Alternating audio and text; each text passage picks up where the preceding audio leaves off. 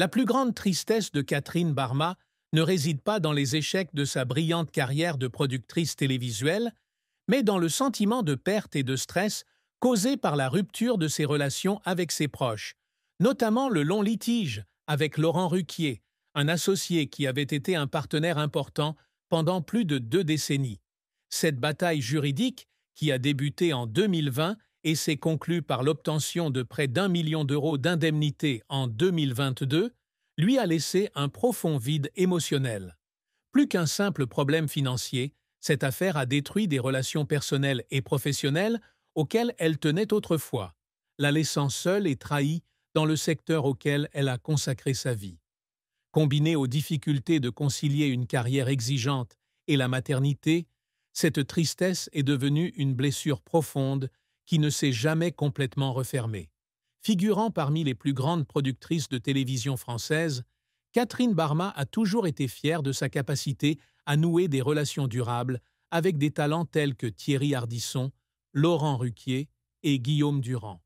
Cependant, sa relation avec Ruquier, avec qui elle a collaboré sur des émissions à succès comme On a tout essayé et On n'est pas couché, est devenue une source de grande détresse lorsqu'ils ont entamé un litige après la fin d'On n'est pas couché en 2020. Ruquier l'a accusée de manque de transparence financière, tandis qu'elle a affirmé avoir été traitée injustement après des années de dévouement ensemble. Cette bataille juridique de 2 ans, ponctuée de critiques publiques des deux côtés, l'a laissée dans un état de stress extrême. Elle a un jour confié à une amie proche que les longues nuits passées à lire des articles de presse critiques à son égard la faisaient fondre en larmes, avec l'impression que son travail acharné et sa loyauté n'étaient pas reconnus. La tristesse de Barma provenait également du sentiment d'avoir sacrifié trop de temps à sa carrière, ce qui l'a empêché de passer suffisamment de temps avec ses 3 enfants, surtout dans leurs premières années. Mère de 2 enfants avec son mari actuel, Philippe Lefebvre, et d'un fils issu d'une précédente relation, elle se sentait souvent coupable de manquer des moments importants, comme les représentations scolaires et les anniversaires. Bien qu'elle ait tenté de compenser en créant un environnement familial aimant, les moments de solitude où elle pensait à ce qu'elle avait manqué la culpabilisaient toujours.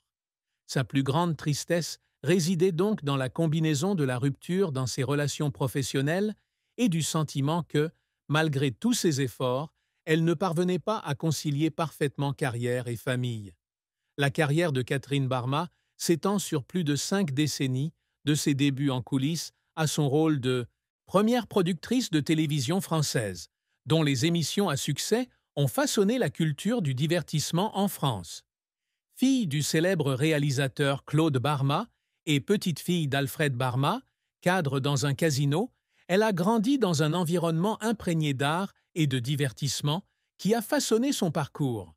De ses débuts comme scénariste dans les années 1970 à la création de sa propre société de production, tout sur l'écran, en 1999, Catherine Barma a connu un grand succès, mais a également dû faire face à des revers et des efforts douloureux qui l'ont laissée en larmes sous la pression et les sacrifices.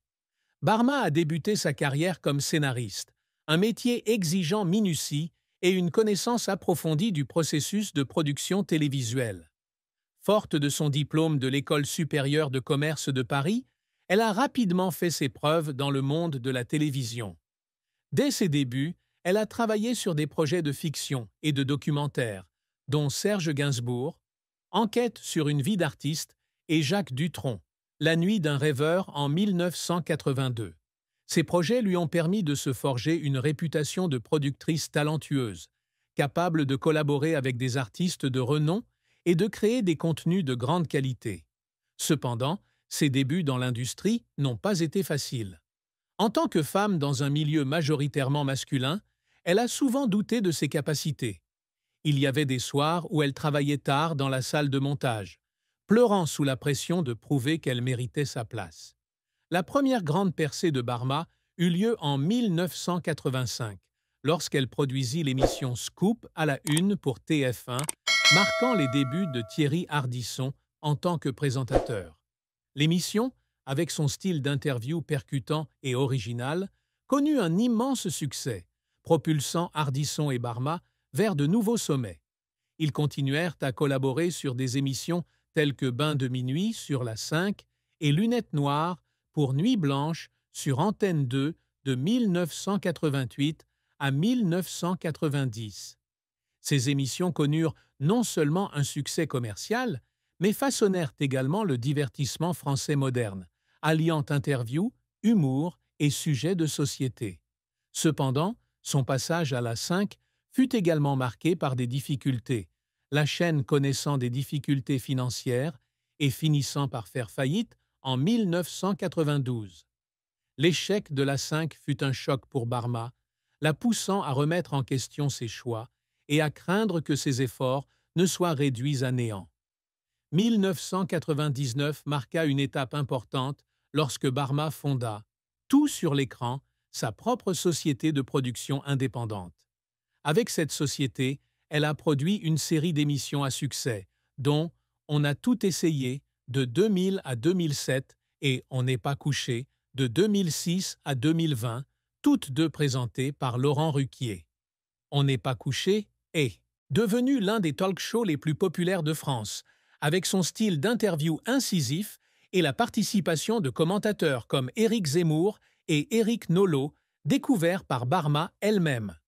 L'émission a attiré des millions de téléspectateurs chaque semaine et est devenue un élément incontournable de la culture télévisuelle française. Elle a également produit On ne demande qu'à en rire de 2010 à 2014, une émission humoristique qui a permis de découvrir de jeunes talents comme Arnaud Tsamer. Ses succès ont consolidé la position de Barma parmi les productrices les plus influentes de France grâce à sa capacité à concrétiser des idées audacieuses. Cependant, sa carrière n'a pas été sans heurts. L'un des plus importants fut l'arrêt brutal d'On n'est pas couché en 2020, qui entraîna un litige avec Ruquier.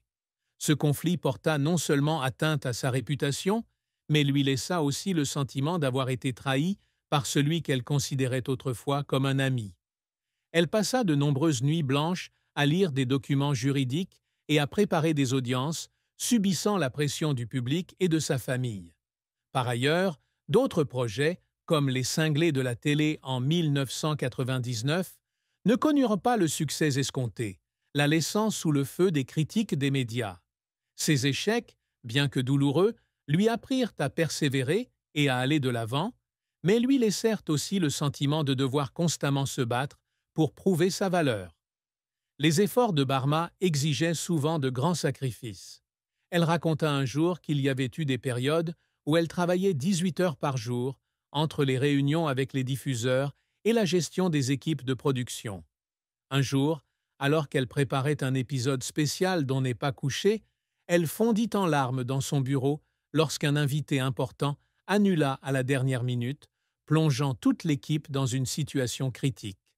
Ces moments, bien que difficiles, l'ont aidée à perfectionner sa capacité à résoudre les problèmes et à maintenir son sens des responsabilités envers son équipe. La carrière de Catherine Barma témoigne de son dévouement et de sa passion, mais aussi d'un parcours douloureux dû à une pression constante.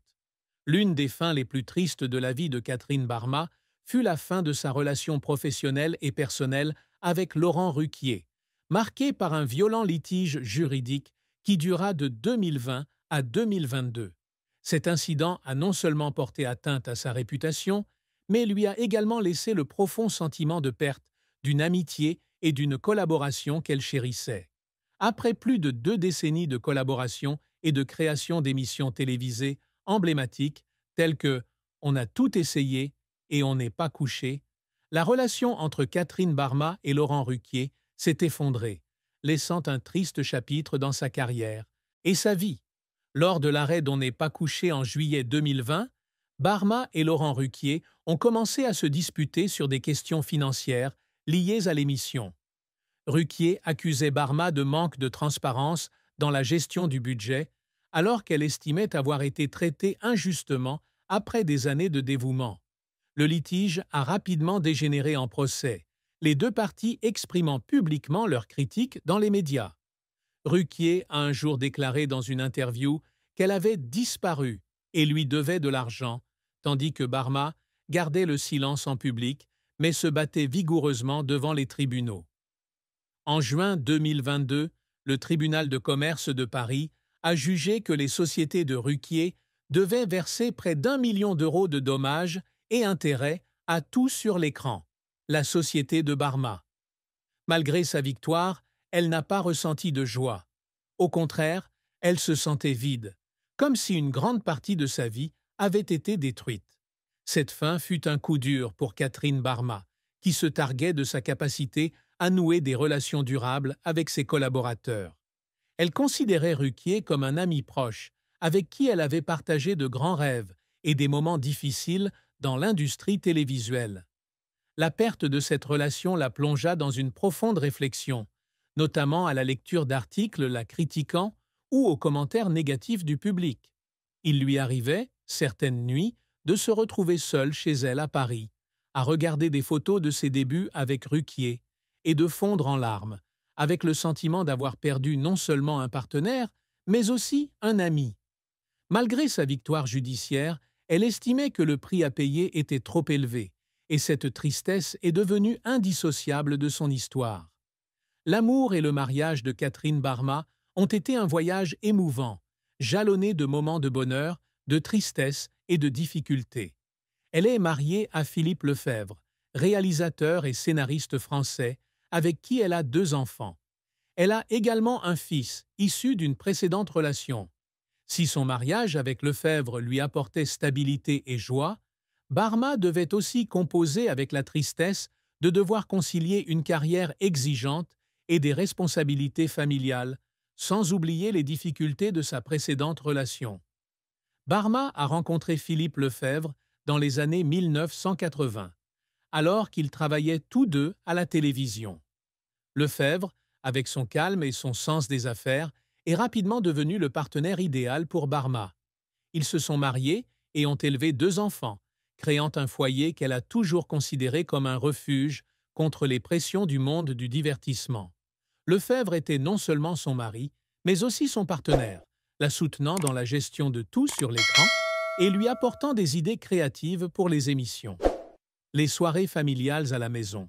À Paris, où ils cuisinaient ensemble ou regardaient les rediffusions des émissions qu'elle produisait, étaient les moments les plus précieux pour Barma.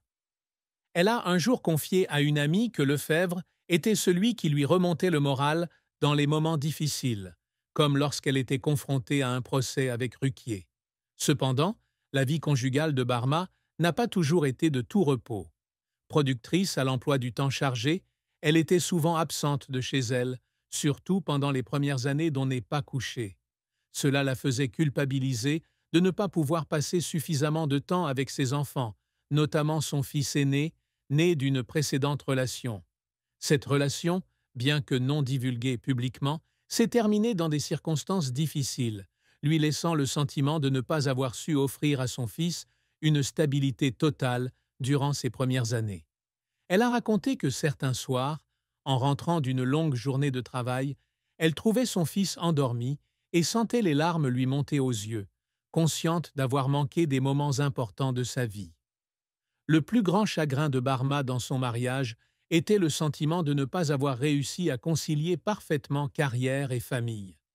Bien que Lefebvre ait toujours été d'un grand soutien, il lui arrivait parfois de s'inquiéter de son surmenage, notamment pendant la période tendue de l'affaire Ruquier. Leurs conversations nocturnes, où elle partageait ses inquiétudes face aux pressions du travail et sa peur de perdre des relations importantes, étaient des moments qu'elle trouvait à la fois réconfortants et douloureux.